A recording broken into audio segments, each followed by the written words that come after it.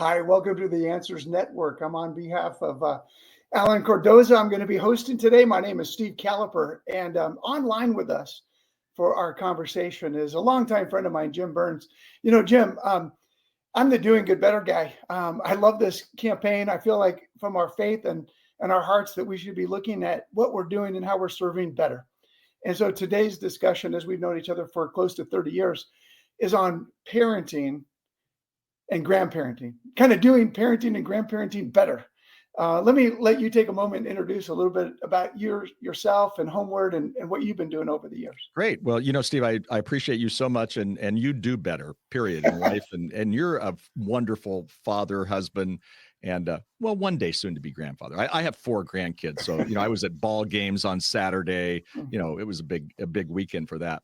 I'm the president of Homeward. Homeward has 4 values: strong marriages, confident parents, empowered kids, and healthy leaders. And so all of our content, from our website to our conferences, largest provider of parenting seminars in the U.S.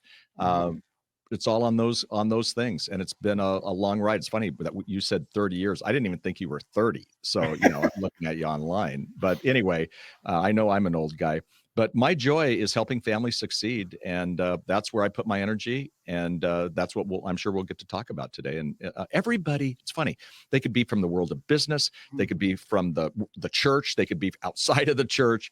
Everybody seems to care about family, and so I've often said, I'm never going to have a problem with my job because there's always room, because no family's perfect. Mine either. I mean, I've laughed. I came from a kind of a dysfunctional family background, and had to kind of go through the messiness, and there's still messiness. I mean, it's never perfect. Yeah.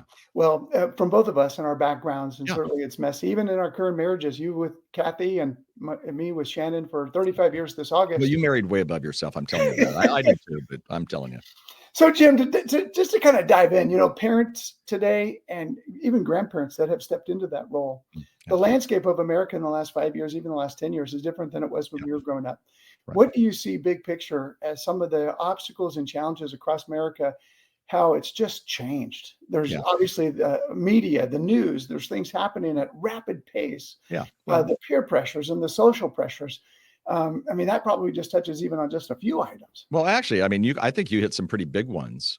I was speaking yesterday, and I said to a group of parents that, it's this breathless pace in which we live our lives. There's a lot of things, all the things you mentioned. Culture is crazy, whatever angle people come from, culture is crazy. And so nobody disagrees with us if we say that, and they could be on a different, there's a wedge in our world today on so much stuff, but not on parenting. We all need help on that. But, one of the things is we live at such a fast pace. It's this breathless pace, in which we live our lives. And, a man named John Mark Comer, who I greatly admire, said, hurry is violence to our soul. And so busy families are oftentimes broken families. Actually, busy people are oftentimes broken. I see that in my own life. In my busyness, sometimes that's coming out of brokenness and not out of success. People would go, oh, you're successful, you're busy. No, sometimes that comes out of not having good boundaries and having some more margin in my life.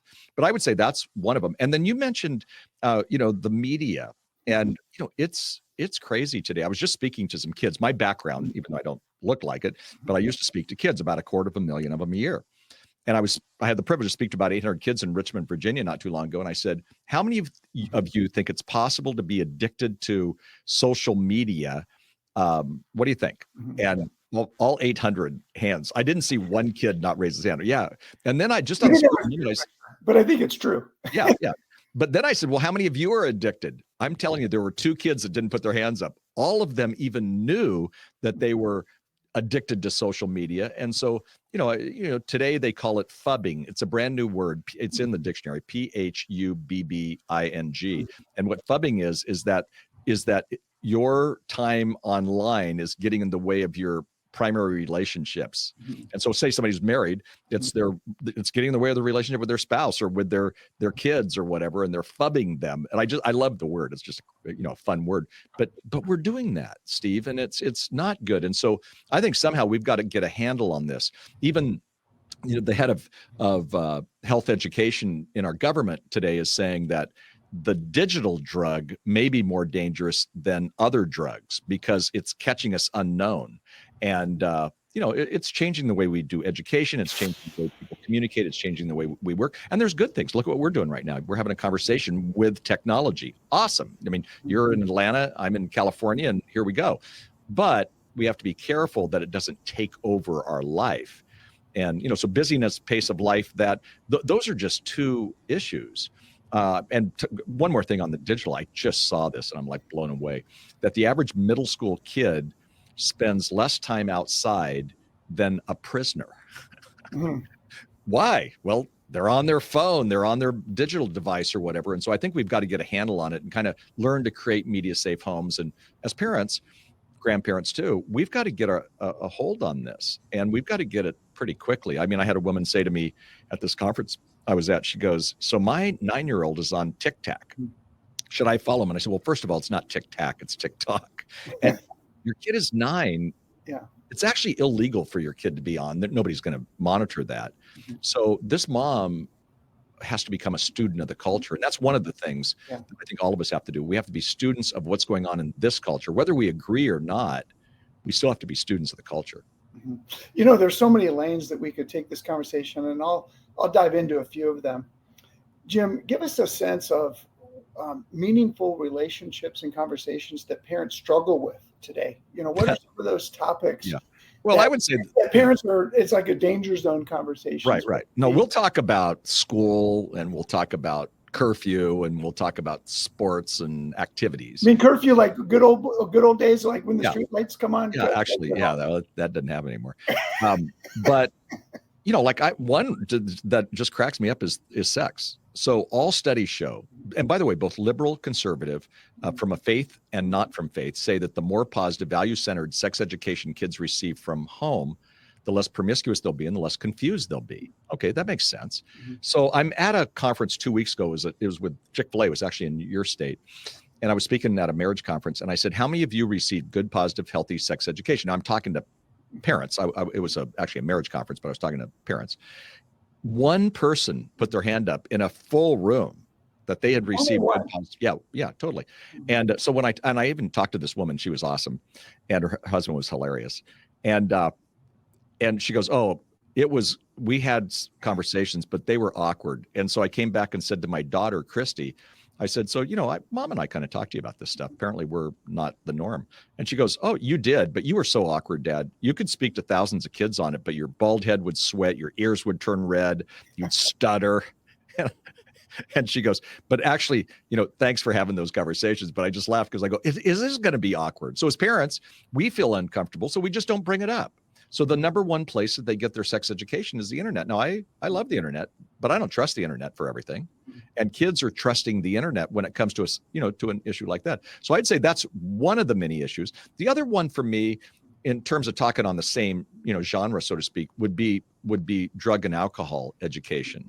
Same kind of thing. Everything says that the more you have good conversations with your kids, the better. But a lot of parents will say, it's not going to be my kids. But one of the things, when I was a youth speaker, I would say to kids at like Red Ribbon Weeks and things like that, I'd always say, if you have alcoholism in your system, and I came from a family where dad was an alcoholic, grandpa on my mom's side died of alcoholism, and there's more, but you have a greater chance of becoming an alcoholic. You have a biological predisposition. Well, I told my kids that at 13. I mean, that doesn't mean that they never experiment. I'm not saying that. And as adults, they drink wine. They're not, big time alcoholics, but I felt like at age 13, I needed to say, hey, you're going to drink. If you go to a party and you drink, and you can drink 5 beers or 3 glasses of wine, wherever, you don't have any kind of a buzz at all, then you're a budding alcoholic. So those are the kinds of things that parents, I think, have to get their arms around, as well as I mentioned before, the harder conversations is creating a media safe home. I mean, no 16-year-old, when you say, hey, buddy, we're going to dock the phone in the kitchen after 10, and you're not going to be able to have your, any of your devices in the bedroom at night, because you're staying up at night and you're gaming, and they're not all bad things, but the 16-year-old isn't going to go, Dad, that is the greatest idea. Mom, you're amazing. They're going to go, are you kidding me? Or the kid who goes, I'm 8, which would be my grandson, and said, everybody has a phone. How come I don't have a phone? He's 8. Okay. Well, he doesn't have good a good ability to navigate the internet or these other kind of things, let alone, what he could see in his bedroom if it was all closed off. So I think as parents, we have to be gutsy and courageous and have those kind of conversations about numerous things, but those are just a few that come to my mind. Jim, my kids, they're from 23 to 30, so they're adults and they're adulting it. But I remember when they were younger, of course, my boys, when they were in high school, I found that even just kids within their life, other kids that knew me, they just wanted to have a safe place that they could have a conversation. So it's not just in our kids. I remember day before prom throwing out a text message and saying, hey, who wants to come? Here's a southern location, Waffle House. Who wants to come to Waffle House? And it was just the idea of putting the conversation on the table. What are your plans tonight? Where are you doing pictures? What's the after party look like? Hey, when you pick up your date, your girlfriend, and you pick her up, she's going to be looking great in a beautiful dress. How are you going to get your head around it? And I think that's what we're talking about, is being available to young adults. No, we do have to, listening is the language of love. And I think you did an incredible thing. You get the A+ at Homeward, where we work today, for being I don't know about that, but that kind of a dad. Even for your son, allowing you to have that conversation. But, those are great conversations. Yeah. And the waffle, with boys, Waffle House is great. I'm not sure that I can get my wife to go to a Waffle House, but, that's a good thing. And that's what we do. And that's what parents have to do. And sometimes that works. And sometimes, with your own kids, they may not want to even talk about it. But what I say about these kind of subjects is, Steve, I would rather have 100 1-minute conversations than one 100-minute conversation. Yeah. And what we tend to do is, if we go, oh, wow, I just heard these guys talking about this stuff, we're going to sit them down at the table. We're going to have 100-minute conversation about this. And now we've done that part. We can check that off our list. No.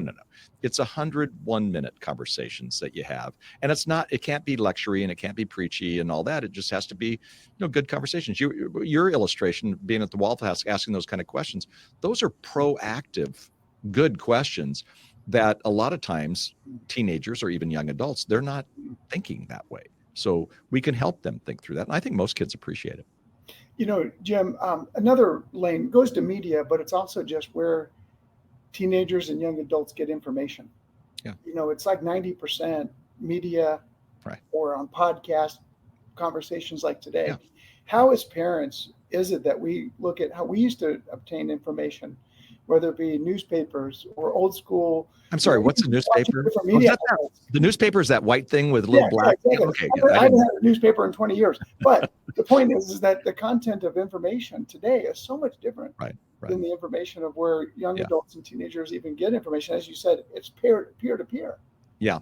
Well, it is peer to peer, and they'll even listen to the advice of peers sometimes over their parents because their parents aren't engaging in it sometimes. I'm not putting the parents all down. I mean, there's some great parents, of course. Great parents are doing, many of them are doing really good. But, I say to parents, listen to what they listen to, read what they read, watch what they watch. That's hard because they're doing it on a digital device. They're not, my family had the television on from the morning until the evening. I'd go to bed, the television was on because my mom was still watching something. My dad had gone to bed, but he was listening to the radio of sports, game or something. He got up really early. But it's harder today. Even their music, it used to be, literally when I grew up, I had a record player. I played the Beatles music, the White Album was my favorite, but I played, my dad and mom would come in and go, hey, can you turn that thing down? Today, you've got earplugs and you don't know what they're listening to, so you don't know who's influencing them. And yet, when you look at culture today, kids are being influenced greatly by the music that they listen to or by the podcast that they do listen to. And it's amazing. Young adults are all podcast all the time, and that's great. I love podcasts. We just started our own, Homeward with Jim Burns. It's a really creative name. We literally just launched. But the interesting side to it is, even high school kids are listening to podcasts. So we've got to say, hey, I'd like to hear what they're saying. Can I sit with you and listen? Or can I do this game with you? Teach me how to play this game online, or, make sure that we're connecting with our kids, even in the ways they're gaining information. And that's not easy to do. Well, speaking of gaming, the only game that I really played with my kids online was Madden football. And ever since they moved out and went to college, I haven't played since. But, Jim, we're going to take a little break here for a commercial. But when we come back, we've been talking about parenting and grandparenting better. Yeah. And what I'm meaning by that is sometimes grandparents have had to step into the role of parenting. Yeah. But when we come back, what I'd like to do is discuss how do we serve our adult age kids who are now having kids as grandparents. Great. Okay. That's good for everybody. Conflict International are experts at uncovering the truth. Our specialist team has decades of experience in providing a range of bespoke investigation and intelligence services to companies and individuals. Whether you need professional screening or background checks of employees, due diligence of potential clients or business partners, asset tracing services, or surveillance, Conflict International has a rapid response team on hand to get you to the heart of the matter. Our key strength is in our global capabilities. We can tap into an extensive network of trusted professional investigators based in most jurisdictions worldwide, enabling us to go almost anywhere a case takes us.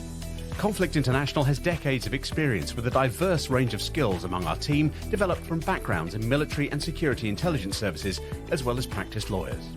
Visit our website today at conflictinternational.com to find out more about our services. That's conflictinternational.com. Global reach, local knowledge. Jim, so by the way, I want that guy's voice. I know he's got a great voice. It's awesome. So He's a great voiceover. Being a parent of adult age kids, and then grandparenting. I haven't gotten there yet. 4 adult age kids. I'm not a grandparent yet. Yeah. But there's a lot of people out there that have grandkids, and they're trying to find the lane and being respectful to their kids. What are let's start with the things that you've observed and seen over the years, or maybe recently, that have been like, oh no, I can't believe that you did that. What would be an example of some of the things that people have done? Well, first of all, 10% of the population now have grandparents parenting their kids, their grandkids. They are parenting, and they're the primary people. That's huge, and that's changed. I mean, grandma and grandpa were there, and they were influential, have always been, but today that percentage has grown like crazy. Well, part of it is we have to learn how to do life with our adult children. I think before we can be a good grandparent, we have to make sure that we do well with our own grandchildren. Notice I said doing life. I didn't say parenting our adult kids, because we've focused for 2 decades on our kids. Pretty much we were in control. When they got in high school, that's questionable, but we were at least consultants. But now we're not needed. And what I oftentimes say is, you're kind of fired as a day-to-day parent, and that means that your kids need to have you give them the passport to adulthood, whether they're acting like adults or not. But when they make babies and now you have grandkids, your job is to come alongside the parents and serve them. And that is weird, because sometimes, at least even in our own life, and I love my kids and I love how they're parenting, but they do some goofy things. And I was kind of in my opinion, with my kids do. And I'm like, man, I do something different right now with these kids. But what I need to do is, and I have a book on this called Doing Life with Your Adult Children, Keep Your Mouth Shut and the Welcome Mat Out. And that pretty much describes the book, right? And so I think sometimes we have to just cheer them on, go, okay, I'm not sure I would have disciplined them that way, but the parents take the lead. When the parents see you as cheerleading, then you're safe. And then I find that my kids I have 2 daughters who have kids, one daughter not yet. And the 2 who do, this weekend, because it was a birthday weekend for my wife, they were in town and they were there and, cheering on. They pulled me aside and said, hey, what would you do in this case? So you move the relationship from day-to-day parent-child to a more mentor type relationship. And you're in the process of that with your kids, even before grandkids. So, part of that is the transition from, teen to adulthood is not easy. They've never been an adult. You've never been the parent of adults. So, we don't know what we're doing. And so we've got to make that transition. And for most cases, not all the cases, but for most cases, we have a little bit of a season where the season you're in, Steve, the season with your kids as adults, but you don't have grandkids yet, because you're now practicing it. How am I going to treat my adult kids when the grandkids come? Well, in a book I wrote called Finding Joy in the Empty Nest, it was during COVID, and I did a bunch of focus groups on Zoom.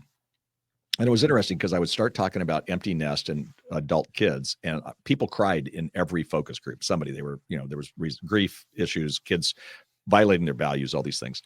Then I talked about grandkids, and guess what? They all smiled.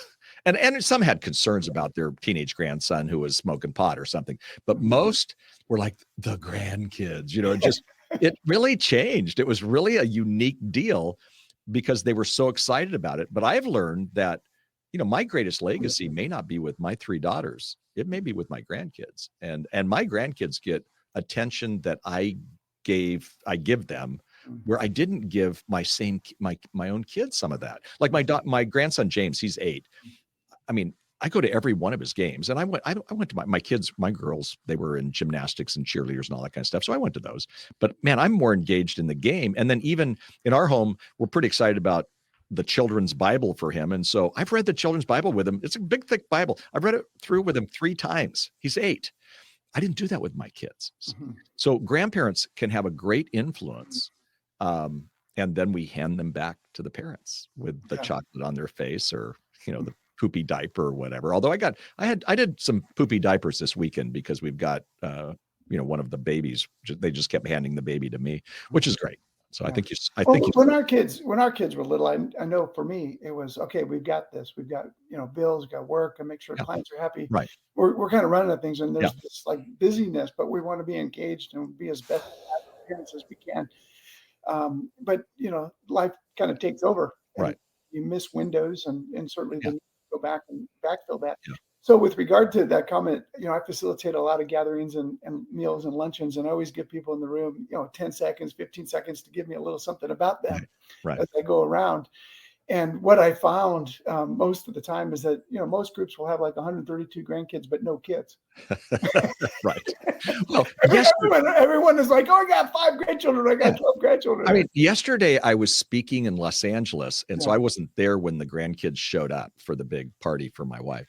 Yeah. And so I walk in the door, and my wife doesn't look up at me. She's busy doing something. Yeah. My 3 daughters didn't really look up at me, but the grandkids they call me Papa J. Papa J's here. Yay. And then Huxley, who's 5 or 3.5, he just said, come on, Papa J. And he takes me to a truck, and I'm on the ground playing with Huxley. Well, I'm getting greeted. So part of it is just the fact that this kid really likes me and is happy to see me. And the others are like, oh, hey, how you doing?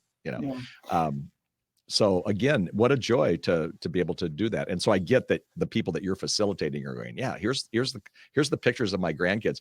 I actually changed my phone because my daughter, Heidi, she's my youngest. She goes, you have pictures of the grandkids on your phone, my phone cover. Yeah. You don't have anybody else. And so I thought, oh man, I need to get a family photo just because, this is James, this is Charlotte, this is Huxley, this is Bodie. And, I'm doing all that. And you got to be careful because they do need to know that they're still loved.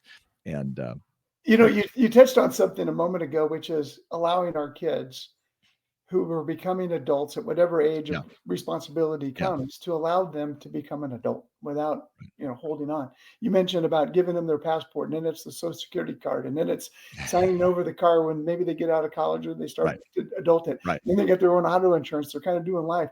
No more dad or parent credit card. Now they're independent. What are some of the tips that you would give parents that might have a hard time letting go of their kids to allow them to be adults, to thrive? Oh, it's hard. This is hard. I mean, if you didn't like my first principle, you're fired as a parent. At least that means that your role as a day-to-day parent. The next one you're going to hate. Unsolicited advice is taken as criticism. Mm-hmm. This shocked me. I'm an advice giver, and I've been an advice giver to my kids. And all of a sudden, what I realized with adult kids is that they don't hear my good advice. Mm-hmm. They hear, you don't trust me to be an adult. Mm-hmm. And that shocked me. And so I've had to learn to almost ask for permission. Hey, do I have permission to speak into this? And most of the time the kids say yes. One time Christy said, not now, Dad. Mm-hmm. And I was like, wait, people pay me to give them advice. And you don't want my advice. And it was on a move. They were moving for a year to Texas. And it was about that. And then it was a disaster move. Mm-hmm. We get there a week later to help them kind of move in and all this. And they'd lost a crib. They literally off the truck. They had the bed never was a bed again because they lost the screws or whatever it was. So, they just had their mattress, and we were talking about the disaster. And she goes, Dad, you had an idea. And I said, well, yeah, but you didn't want me to give you that idea. She goes, I know, but what was it? I tell her, and she goes, that's a great idea. Why didn't you bug me and push in there and tell me? We should have done that. It would have saved our crib. It would have saved our bed. And anyway, it's sometimes experience. The other principle is experience is a better teacher than advice. Yeah, Jim, one topic I'd love to touch on, and I'm 56, so over the last couple of years, I've been gleaning and learning from a lot of folks, and I think I might have shared this with you. but kind of the three lanes that we fall into, which is what is our family legacy? Mhm. What is the difference that we want to make with our kids, our grandkids, and maybe if we're blessed to see our great grandchildren? Right. And then how are we making a difference with regard to our business or vocational or ministry platforms? How are we Right. serving and advancing the gospel, the Great Sure. Commission, et cetera? But then there's the money piece. Right. The money piece and the family legacy piece. Kind of share, how do families navigate that, Yeah. that you've experienced? Yeah. Well, I think it goes back partly, and it's a great question, by the way. I think it goes back partly on the finance piece, Mm. that the bottom line is to help your kids become financially independent. Mhm. They don't have to be wealthy, but financially independent and responsible adults. Yeah. So when you do that, money sometimes can be the great divide. And so we have to be careful that we're not enabling dependency on us. We're of a couple that actually went into their retirement funds, bought the dream house. It was actually a better house than theirs for their young kids because they wanted that house and they thought we can do this. And then the kids couldn't afford the mortgage and the parents, get involved. And finally he has to go back. He's retired. He goes back to work because he's lost so much money on this house. Well, that's not a smart idea. That wasn't a smart idea on their part. I mean, here I am. I mean, I make mistakes too. And 75% of parents of adults help their kids one way or another. Mhm. But I think the bottom line is, are they becoming responsible adults? Are they becoming financially responsible and independent of you? Because that's a major part of it. So can you build legacy? Sure. Like in our, the day that our kids have a child, so we have, now 4 grandchildren, we start at 529 for their college and we put money into that. So we're going to help. We're investing. We're co-investing in that. We just re-upped our living trust. Not that you would think it's all that impressive, but we did it. And we put more money into the grandkids for education with some, boundaries and stuff, because I don't know what will happen. So those are things, we're excited about that. Part of the financial thing, I think we can help them, and their parents do a great job and whatnot, but they're not thinking about that right now. They've got little kids. They're not thinking about college and whatnot. We are. Yeah. And so part of that is just simply doing that with kind of a no strings attached, like when you need to come to every birthday party and you need to do this. No. But that part of that on the finance side, I think that's key. And I think part of my job is going to be, I even played around with it a little bit yesterday with James at 8, is part of that is for me to help him to learn to be a good steward of money. Because he doesn't know. I remember saying to James one time, would you like me to give you $100 or do you want an ice cream? Well, where did he go? I want the ice cream. Sure. And so I'm trying to teach him the value of money and some of those kind of things. And we have a pool in our backyard, and he took some tiki torches and threw them into the water just because you can. And he broke the tiki torches. And I thought Christy did a really good job, my daughter, because she said, James, you're going to have to work off paying for this. And so Christy actually immediately Venmo'd me the money. I wish she would have just gone on Amazon and bought these little tiki torches, but she Venmo'd me the money, and she goes, hey, I'm getting paid back by James. And so what I found was yesterday, Grandma, we needed something cleaned out of the pool. And so James cleaned the pool and Grandma gave him $10. I mean, my gosh, I would have done it. Well, I would have done it for free. I would have needed to have done it for free. But, part of that was that he was learning to work. So for 15, he made $10 for 15 minutes of kind of fun. But the point being is that that's a responsibility. You mess up something, yeah, you pay it. Okay. And I think those are the kind of things that you can sometimes communicate with your own children, but what I say is don't jump in. Now I admit I've jumped in. I remember Christy didn't want Charlotte to have ice cream when she was a little baby, and both her husband, whose name is Steve, like you, Steve, and I, we were at a Golden Spoon yogurt place, and we kind of put some on our little fingers and put them there, and then we got in trouble. But I didn't have to go home with Christy, so he probably got in more trouble than I did. But yeah, you can have fun. I mean, you spoil them, you do those kind of things, but also part of it is teaching them, stewardship, responsibility. Yeah. And especially as they get older. But I don't think you want to be the bank, because I see too many people enabling dependency, and you can help, but you don't want to enable them, because what that does is that creates entitled kids who have a failure to launch. Yeah. And we've certainly gotten to that point in American culture where there's a lot of entitlement. So you mentioned enable. My wife and I, Shannon and I, for years, in fact, when our girls were in high school and our boys were in college, we started to learn as parents, as our kids were becoming young adults, such a thin line between enabling and empowering. And let me put this into a spiritual context.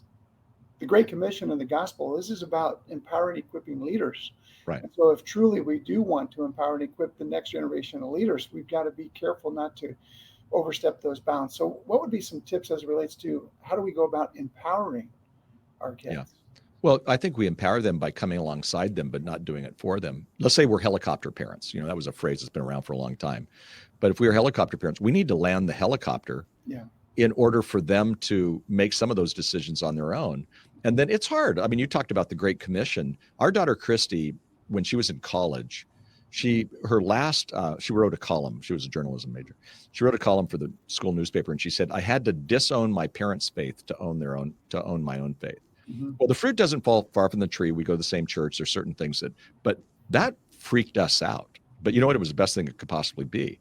She had to learn that we were not going to, shun her if she made choices different than us. Same with my daughter, Becca. When she was in college, she got a nose ring. I mean, who cares about it? Nose rings don't bother me. I don't worry about tattoos and things like that. So the first week she comes home and she has this nose ring. Now it's a little tiny cute nose ring, but it's like I look at it and it's massive, and she smirks. Guy goes, Dad, what do you think? And I go, what? I'm totally lying. And she goes, the nose ring. And I go, oh, well, hey, your nose, your ring. I don't know that that's a good thing to say, but I just went, your nose, your ring. And what I think she was saying was, if I live my life a little different than you, are you going to still love me? And is that going to be okay? Mm-hmm. And again, I mean, it's a nose ring. We're not talking about somebody who was, making, grandiose, meth decisions or, something like that. But I think we have to make sure that we help them become who God created them to be. And that's hard because, we want them to be, all that we had meant to be or whatever. I actually say a prayer sometimes saying, Lord, help me not to parent the kid I was or the kid I thought they were going to be, but help me parent those kids. And that's an important role for me to learn. Just a couple of weeks ago, it's yard work season. It's springtime. And a couple of weeks ago, I was passing by a neighbor's house and I saw the big pile of mulch in the driveway. Here in the South, you get mulch delivered, and then the teenage guys get wheelbarrows and shovels out. And I took a picture and sent that to my sons who are now 27 and 30. And both of them responded and said, the good old days, But maybe like Jim, like you and Kathy, we didn't offer allowances. Right. But it was, hey, you're a part of the Caliper family, and as a part of the Calipers, you do work and chores, and you're responsible. But if you do the extra, then you can make a little bit more. So a quick, funny little story, and then we'll go to another commercial break. My second son was in college. He was in Nashville. Shannon and I went to go see him. We went to dinner, and he said, Dad, I've been a little nervous to talk to you about this, but do you think there's a possibility I can get a little extra money? And I said, well, for what? He says, well, I want to have a little extra money, hang out with my buddies. And I said, okay, I get that. He said, I want to get a little extra money so I can, join a gym and I can keep in shape. And he said, just to have a little bit more social life. And I said, oh, I got the perfect thing for you. I said, you could actually get paid about $20 an hour to test drive cars. And he's like, well, what do you mean? And I said, yeah, and you can stay in shape and you can have some buddies. It's called being a valet. Yeah, I did that Disneyland Hotel. I love that job. Yeah, exactly. Well, let's take another quick little commercial break, and then we'll come back, Jim. And I've got a couple of great conversation pieces for you, and I'm looking forward to that. Good. Having a teenager at risk who is going through a traumatic experience can be difficult on parents, siblings, and all who are working with that young person. No family should have to go through this process alone. Westshield Adolescent Services is here to ensure you don't have to.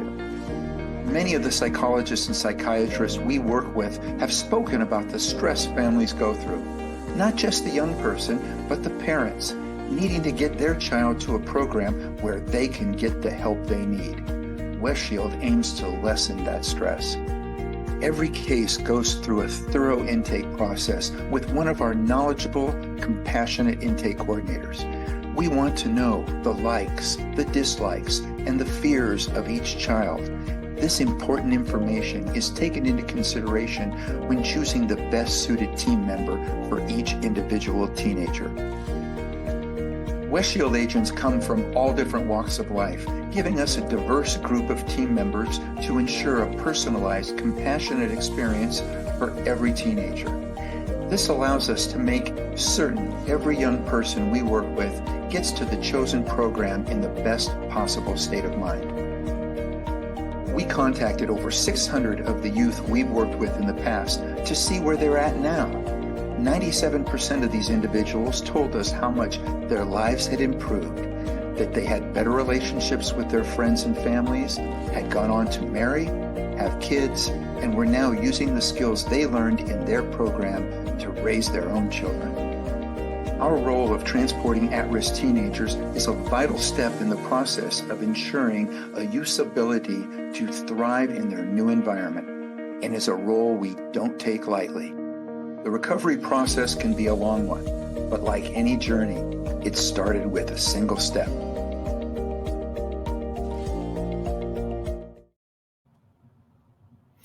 Jim, I'd like to go down the lane as parents, not just the traditional parent, mom, dad, but you've got single parents, dads that are single, widowed, widowers, single moms, unequally yoked couples that are trying to make decisions on behalf of their families. Let's start with just the traditional marriage in America, family. The success of a family's got to start with the couple, being able to take the way that they were brought up and raised, bringing that into the marriage and then working through things. Yeah. Sometimes it's a little harder for couples to work through different stuff in their life that they were born into. Right. Give us a sense of kind of how are you seeing the successful marriage, doing marriage better as a part of the element, because that's really the cornerstone Right. to then being able to do parenting better. Yeah. Well, I mean, you're right. I mean, I say all the time to people, I'll say, do your kids a favor, be intentional in your marriage with your spouse. Because a lot of us get so focused on our kids, we become a kid-focused marriage. I don't think that was ever meant to be. So obviously, I mean, if we got little kids, we're trying to make sure that, we're not going to say, hey, we're going away for the weekend. There's peanut butter and you're only 4, but I know you can figure it out. You're not going to do that, of course. But, taking care of your own marriage. And what we're seeing is, there's one demographic where divorce is on the rise, and that is actually 50 and over. And empty nest starts at 48.9. You can Google me on that. It didn't with us. Kathy and I were in our 60s when that took place. But what happens is we put all of our energy into our kids, and then we bury stuff under the mat with our spouses. And so, no, I think there's basic things we have to do where we put energy into our marriage, even during the kid era. And I think that's going to help much better. Plus, it's going to help give the kids. Today on social media, it's my wife's birthday, and there was a picture of me and my wife, and one of my daughters went, the dream team. Well, she had no idea that she just made my life. I didn't, I looked at a bunch of comments, but I was like, the dream team. For her to say that meant that she saw us do a date night every week. I mean, there were weeks we didn't, but most weeks we did. She saw us have that kind of discipline. And I think that was important for her. And I think that's helping her in her, for this one, kind of new marriage, 2.5 years. And so I think we really do have to engage in that. We fell in love. And then if we're not careful about it, we begin to, kind of stray from the basics. It was that great theologian, Vince Lombardi, coach of the Green Bay Packers, who said, when you've strayed away from the faith, or when you strayed away from the basics, you've gone a long ways toward defeat. Well, I think we stray away, and then we drift, and then one day we look up in our marriage and we say we're lost because we've been putting all of our energy into our kids or into our work. If we put energy into our marriage, it's going to work. I mean, even in troubled marriages, the latest research says that if you have a troubled marriage and you persevere, that 78% will say that you're better off after 5 years. They say that, the people who are in the troubled marriages. So yeah, I think we have to put our energy into that. And the reason I think some marriages go down south isn't because of adultery or abuse or all those kind of things. I mean, I get that, addictions, but I think a lot of it is we just drifted away. Yeah. And now we look up and we go, I don't even know this person, or I don't even like this. Why am I with this person? Yeah. It's intentionality. Yeah. Time spent, conversations, openness, transparency. So when our girls were still in high school and our boys were in college, kind of that same season of the illustration I just shared, we were going through some stuff. We've been married 35 years this August. Every marriage does. And if a marriage doesn't go through stuff, then you're missing something in your marriage. But I remember a couple of years after that, we worked through some things. We got on the same page. And one of our kids, actually, in a conversation, very casual with my wife, she said, I just want to bring this up, that we've kind of, as kids, been talking about something, and we just want to say, Mom, you and Dad worked through some things.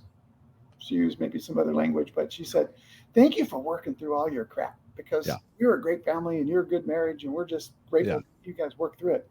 Yeah. There's a praise to that, to say, life's not perfect. We've made a commitment, and the grass is not greener. So kind of work through your stuff. Exactly. I mean, so many people say this to me, Steve, that, they're in a, they get rid of a marriage and they think that other marriage is, and they do the same things. And so now they're even struggling. I mean, the second marriage, and I know I have friends who are in a second marriage who are actually doing great, but most say this was worse and harder than the first, one, but they're doing the same thing. Yeah. And so I think the advice of your daughter. And I know some marriages too that are in a happy second marriage, or even a third marriage. Yeah. Right. They would say that the marriage that they wish they would have really fought for was their first. Yeah. And the ones who do well in those second and third marriages are the ones who figure it out. They go, okay, I made a lot of mistakes in this part, so now I'm going to do it this other way. Mm-hmm. And so there's hope. I mean, of course there is, at whatever stage we're in. And obviously there are people who are fighting it out as single parents, struggling with, kind of feeling like they're out there on their own. Yeah. And I get that. And I applaud them, because I think some of the finest parents are single parents. But again, if we're married, then I think we've got to, work on that. I mean, I tell people, have a date night every week if you can. Make sure you're working on your own intimacy, deal with the issues, talk, emotional, and for guys, this is the word emotional, energy. I mean, they're like, what, but, put emotional energy into the relationship. Yeah. Where do you see, Jim, single adults? There's certainly a thin line to the pace, to the responsibility, especially if the kid's a little, the balancing of kids that you're caring for, the routine of sports and activities and involvement, and then showing up to the parenting classes and being available as a dad or a mom that's single, but then having to work and making sure the bills are paid, that you're kind of, there's a lot of challenges. What's the thin line between being that, mom or dad that's single on mission versus kind of fun dad, fun mom that you're trying to be their friend? Yeah, I don't think you can be the friend. And and again, I have great respect and admiration for single parents. Yeah. It's hard, yeah, and it's good, but it's hard. But when the parent tries to be the friend, and again, their spouses left them for some reason or died or whatever it is, there's a lot of negatives that they're already feeling. And now when their kid becomes a teenager, say, and now the kid doesn't like you either, it's like, well, I'll just be their friend. That's not going to help them become responsible adults. You now have an entitled kid. It's not going to work. Mm-hmm. You can't be their friend. And that doesn't mean you have to be a bad person, but you have to be the parent. Yeah. And in doing that, I laugh, but I always say your kids already think you're old anyway. So they don't want you as the best friend. Right. So, I think it's really important that we be the parent, and the parent means that we treat them differently. And part of it is, what is the bottom line? Help them become responsible adults at whatever age. If they could be 10, and part of your parenting is helping them become responsible adults. Now, they're a long way to adulthood, but in that time period, you got to give them responsibilities, and just not, friends will that means you're not going to, hold them accountable for things, or, there's tough love. And what I oftentimes say, tough love isn't shunning your kids or being angry, and mean. Tough love is just allowing the consequences of their poor decisions to happen so they can learn. And what your job is to then give them empathy, because you've already talked to them about it. That's what a parent does. I mean, signing up for parenthood is really hard. Making babies, I'm all for. That's great. It's easy when it comes to, and fun. When it comes to raising kids, it's not easy. And so that's where I think we needed that tribe. I think we need that community. I think we need, like for us, from our church, we were in a small group with 7 couples. And that was so cool when our kids were like in 2nd grade on up, because we would meet every week, and, whatever we were studying, we always came back to parenting and marriage. And we kind of raised each other's kids and helped each other and leaned on each other. And I think we really need that. There's a proverb that says iron sharpens iron. Yeah. And I think we can, as parents, we've got to find that. Well, single parents need to find that even more so. So they need to make sure that they have a tribe around them who's going to help them do the the best they can. And I think a lot of single parents are doing that. Good resources out there today too. Jim, I believe the largest unreached people group in the world is God's children as a body. We as parents, you and I are Christian men, we're Christian husbands and dads. We have faults in the journey, but that's the journey. How would you give some advice or speak into a couple that's maybe unequally yoked, or as adults, as the grandparent piece, where we have kids that are not Christian, but now they're having kids, and that thin line, in our spiritual preference, which is a relationship with Christ with our grandkids. I know that could be a little tricky too. Yeah. Well, I think we have to be careful because we want to, preach at them or nag at them or, do whatever. And, Madeline Ingalls said something very interesting. I'm going to paraphrase her deal, but she said, no one comes to faith by negativity, preaching, correcting. They do it because there is an aroma in your life that they go, I want that aroma. And so that's an important concept that we miss a lot of times. Yeah. And we tend to go easy or lazy toward the preaching negative, whatever, and lecturing. That doesn't work. It never has worked. I don't know why. And yet a lot of non-believers look at those of us as Christians and they kind of go, these are just the preachy negative type people. No, I think it's possible. I mean, I can walk with somebody and disagree with them on a subject and still love on them and care for them. And, so I think we'd be with our families who aren't really necessarily there. I think we're their best cheerleaders. We come alongside them, we serve them. And in doing that, I think then, and we serve them regardless if we're trying to, get them to become Christian or not. We just serve them. That's what we do. I think that changes things. And we become the safe people. Yeah. My wife has often said, find a teachable moment when there's no conflict, it's easy, et cetera. Jim, thank you for taking, 50 minutes to just have this conversation about parenting, grandparenting, and doing parenting better. Yeah. Alan, I know, is grateful that we stepped in and tried to fill his shoes. I know it was a big role to fill, but thank you for joining, being a part of the Answers Network today. So. Well, Steve, thank you for what you do too. You're making a difference worldwide, and I'm, as you well know, I deeply respect and admire you. So thanks for the time together. I love talking with you. Yeah, you bet, Jim. Thank you. 30 years and counting. You got 30 and 30 more to go. Wow. Yeah. Well, I'm not going to have any hair 30 years from now either, so I'll look the same. You're gonna, maybe get gray or something. You look a lot younger. Awesome, Jim. Thank you. God bless. Have a great rest of your day. Thank you so much.